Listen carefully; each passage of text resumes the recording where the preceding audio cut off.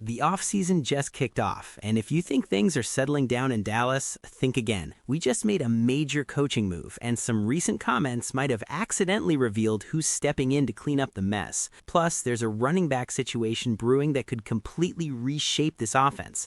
Stick around because what I'm about to break down could define the Cowboys next season. What's up, Cowboys? Welcome to the NFL Playbook Cowboys. If you're new here, don't forget to hit that subscribe button. This channel is all about breaking down everything you need to know about the America's team. All right, let's just get real for a second. We finished 7-9 this past season and missed the playoffs for the second year in a row. And yeah, the offense actually showed some life under our new head coach, Brian Shottenheimer, but man, the defense was an absolute train wreck.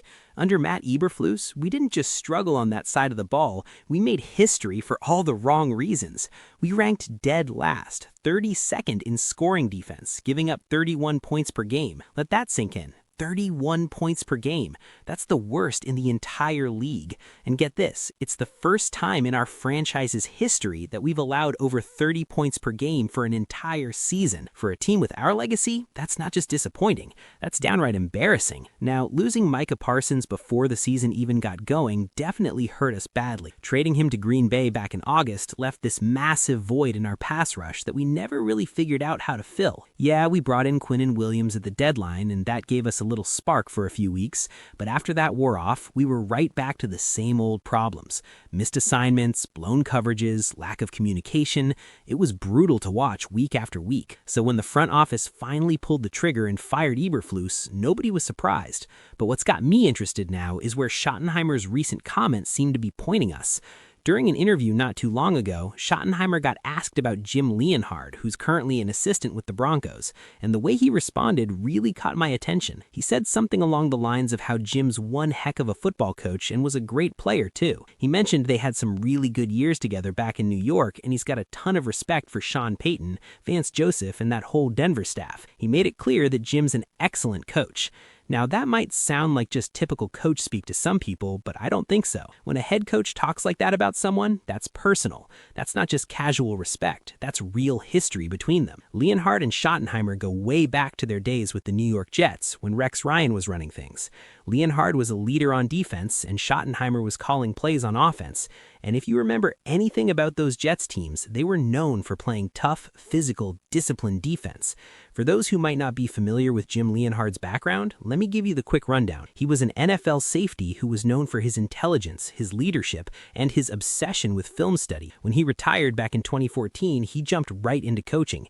He spent 7 years at Wisconsin, eventually becoming their defensive coordinator and even their interim head coach for a bit. His defenses there were always fundamentally sound, disciplined, and really good in key situations. After a short stint as an analyst at Illinois, he made the leap to the NFL and joined Sean Payton out in Denver.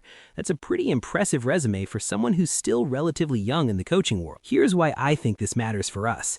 We don't just need a new defensive coordinator. We need a complete identity reset on that side of the ball. Last season, our defense had no communication, no discipline, couldn't make adjustments at halftime, and there was zero accountability. Leonhard's entire coaching philosophy is built around playing smart, assignment-sound football. He focuses on limiting explosive plays and building strong pass coverage concepts. After giving up 31 points a game, that's exactly what we need. And here's the thing that really stands out to me. Schottenheimer clearly trusts this guy. When your head coach has that kind of trust and history with a coordinator, the whole operation just runs smoother. There's less friction, better communication, and everyone's on the same page.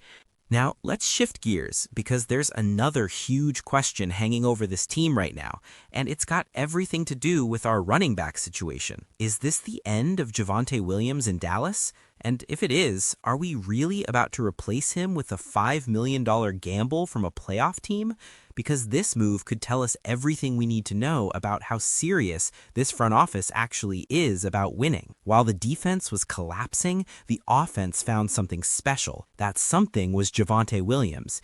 He came here on a 1-year, $3 million prove-it deal, and guess what? He proved it. The guy had a career year. He brought physicality, vision, toughness, and consistency to a run game that desperately needed all of those things. He became our RB1, not just on the depth chart, but in the locker room too. Guys respected him. He earned it. But here's where it gets complicated. Money. According to SpotTrack.com, Javvante Williams' market value is now projected at 3 years, $22 million. Bleacher Report's Alex Kay even predicts he could land a 3-year, $20 million deal with the New York Jets. And if you followed this team long enough, you know exactly how this front office operates. When the price goes up, Dallas starts to hesitate. Now, I'm not saying we're definitely out on Javvante Williams. These are projections, educated guesses based on the market, but it does mean we need a backup plan. And that backup plan might already be suiting up for a playoff team in the AFC. According to Bleacher Report, the Cowboys are predicted to replace Javvante Williams with Broncos running back JK Dobbins on a 1-year, $5 million deal. Yeah, that JK Dobbins, the former first-round talent, the explosive runner, the massive question mark. Alex Kay put it pretty bluntly and, honestly, pretty realistically. Dallas could get priced out of keeping Williams and might look for a cheaper, incentive-laden deal with Dobbins instead. Let's look at the facts here. During the 2025 regular season with Denver, Dobbins had 153 carries for 772 rushing yards and 4 rushing touchdowns in 10 games.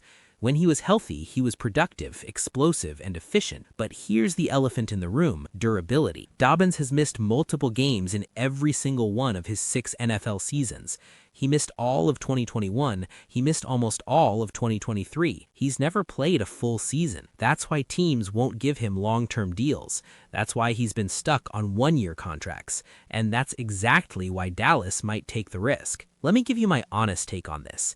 If we let Javvante Williams walk after everything he did for us this year and replace him with another short-term gamble, that tells me this front office is still playing it safe financially. They're still afraid of committing. They're still trying to patch holes instead of building real continuity. Yeah, Dobbins is cheaper.